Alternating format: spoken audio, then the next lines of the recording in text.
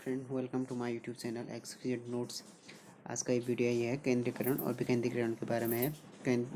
जो संगठन के जो सिद्धांत हैं, केंद्रीकरण और विकेंद्रीकरण, सेंट्रलाइजेशन एंड डिसेंट्रलाइजेशन।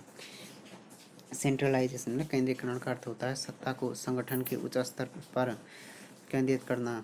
इस व्यवस्था के अंतर्गत नीति निर्धारक एवं निर्णय लेने की शक्ति को प्रशासनिक संगठन के निचले स्तर के अधिकारी प्रत्येक निर्देश, सलाह तथा स्पष्टीकरण हेतु ऊपरी स्तर के अधिकारियों पर निर्भर रहते हैं। केंद्रीकरण का अर्थ ये होता है कि सत्ता के संगठन में उच्च स्तर पर केंद्रित होना। सारे जो सत्ता का जो संगठन के उच्च स्तर पर केंद्रित होना, जो शक्तियाँ होंगी वो उच्च स्तर पर होंगे।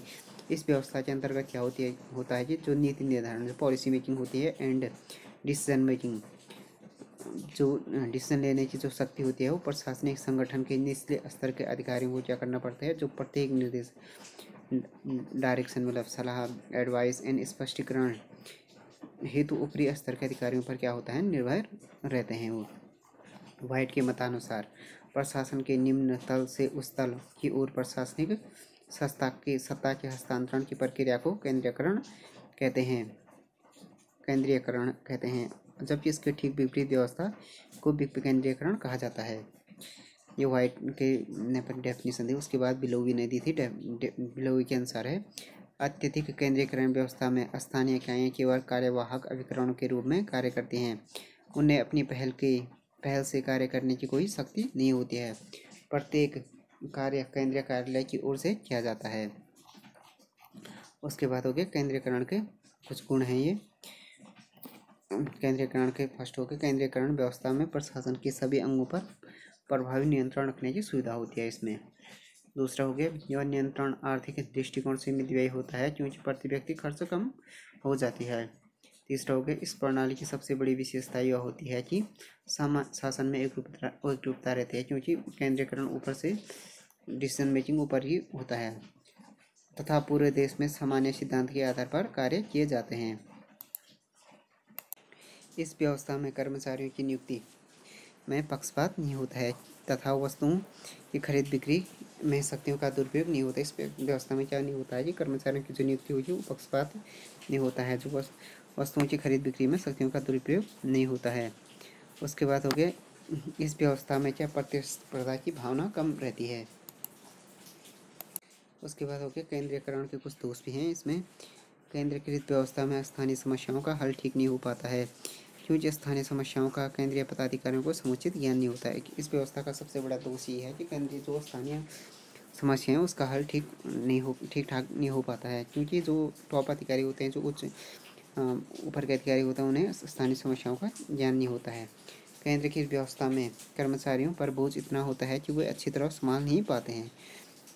प्रशासन की स्थानिक स्थिति की जानकारी नहीं रखने के कारण केंद्रीकृत व्यवस्था में गलत निर्णय लेने की संभावना होती है। उसके बाद हो गया, इस व्यवस्था में अधीनस्थ कर्मचारियों को विशेष प्रशासनिक अनुभव नहीं मिल पाता है क्योंकि इन्हें स्वयं निर्णय लेने अथवा कदम उठाने की छूट नहीं होती है। केंद्रीकृत व्यवस्था का ये दोष हो गए। उसके बाद हो गया विकेंद्रीकरण या डिसेंट्रलाइजेशन क्या होगी। इसमें संगठन के अनेक स्तरों तथा व्यक्तियों के बीच सत्ता का सत्ता की विभाजन की व्यवस्था है। विकेंद्रीकरण में मूल तत्व सत्ता का स्थानांतरण होता है, जिसके अधीनस्थ अधिकारियों को जिससे क्या होता है कि अधीनस्थ जो नीचे के अधिकारी होता है स्वेच्छा से कार्य करने का अधिकार सौंपा जाता है। शीर्षस्थ अधिकारियों की समस्या से कम संबंध रहता है। इसमें विकेंद्रीकरण में होता है कि जो सत्ता का क्या होता है, स्थानांतरण होता है। इसमें नीचे के अधिकारियों को भी क्या कार्य करने की स्वेच्छा से कार्य करने का अधिकार सौंपा जाता है। शीर्षस्थ अधिकारियों को का समस्या से कम संबंध होता है। विकेंद्रीकरण के गुण। यह क्या होता है, डेमोक्रेटिक होता है, प्रजातांत्रिक होता है क्योंकि इसमें अधिकारियों के बीच कार्यों का विभाजन कर दिया जाता है और अधिक कार्य स्थानीय तथा निम्न अधिकारियों को सौंप दिए जाते हैं। उसके बाद वो दूसरा हो गया गुण है, केंद्रीकरण की तरह इसमें प्रशासनिक कार्य बिना किसी जानकारी के नहीं किए जाते हैं क्योंकि इनमें प्रशासन का संबंध समस्याओं से होता है जिससे उसे पूरी जानकारी होती है, इसलिए गलत काम नहीं होता है। केंद्रीकरण में प्रशासन की जानकारी नहीं होती है जबकि इसमें पूरे प्रशासन की जो समस्या होते हैं प्रशासन का संबंध समस्याओं से होता है जिससे उसे पूरी जानकारी होती है, इसलिए गलत कार्य नहीं होते हैं। इस प्रणाली के कार्यों में कार्य सुगमता व तीव्रता आती है। इसमें प्रशासन में कार्य कुशलता आती है तथा लाल फीताशाही नहीं पनपती है विकेंद्रीकरण में।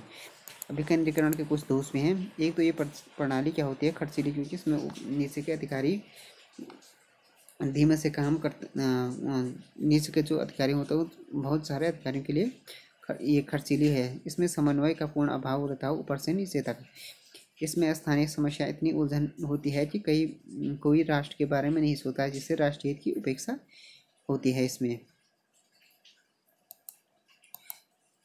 केंद्रीकरण और विकेंद्रीकरण के बीच समझौता कर नीति निर्धारण, केंद्रीय सत्ता पर तथा कार्यान्वयन विकेंद्रीकरण के अनुसार यदि काम किया जाए तो प्रशासन के दोनों गुणों के आधार पर संगठित किया जा सकता है। अपना अस्तित्व बनाए रखने हेतु एक संगठन को कुछ कार्य करने ही होते हैं जो मूल रूप से स्वभाव एवं प्रभाव में केंद्रीकृत होते हैं, जैसे योजना, संगठन, अभिप्रेरणा, समन्वय, निर्णय, नियंत्रण आदि। लेकिन यदि सत्ता लोकतांत्रिक सिद्धांतों के अनुरूप करने पर बल दिया जाता है तो विकेंद्रीकरण की प्रक्रिया महत्वपूर्ण हो जाती है।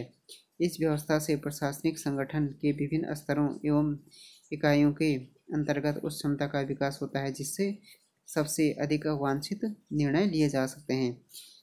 यह व्यवस्था प्रशासकीय स्तर पर अधिकाधिक पारस्परिक संबंध स्थापित करने में सहायक होती है तथा संगठन एवं जनसाधारण के बीच उचित संपर्क स्थापित करती है। इस प्रकार केंद्रीकरण और विकेंद्रीकरण दोनों ही व्यवस्था क्या हैं, एक दूसरे के पूरक हैं। पर जो संगठन होते हैं उनके लिए केंद्रीकरण और विकेंद्रीकरण दोनों को अपनाना आवश्यक है, क्योंकि योजना, संगठन, अभिप्रेरणा और समन्वय, नियंत्रण आदि के लिए लोकतांत्रिक सिद्धांतों के अनुरूप बल दिया जाता है। तो दोनों आवश्यक है उसके लिए, किसके, संगठन के लिए। तो फ्रेंड्स ये वीडियो हो गया केंद्रीकरण और विकेंद्रीकरण के बारे में हो गया वीडियो। केंद्रीकरण क्या है और विकेंद्रीकरण की डेफिनेशन, उसके गुण दोष के बारे में, और दोनों एक दूसरे से किस प्रकार से एक दूसरे के पूरक हैं उसके बारे में हो गई। Thanks for watching this video. If you like this video please subscribe my channel and like, share and comment on this video.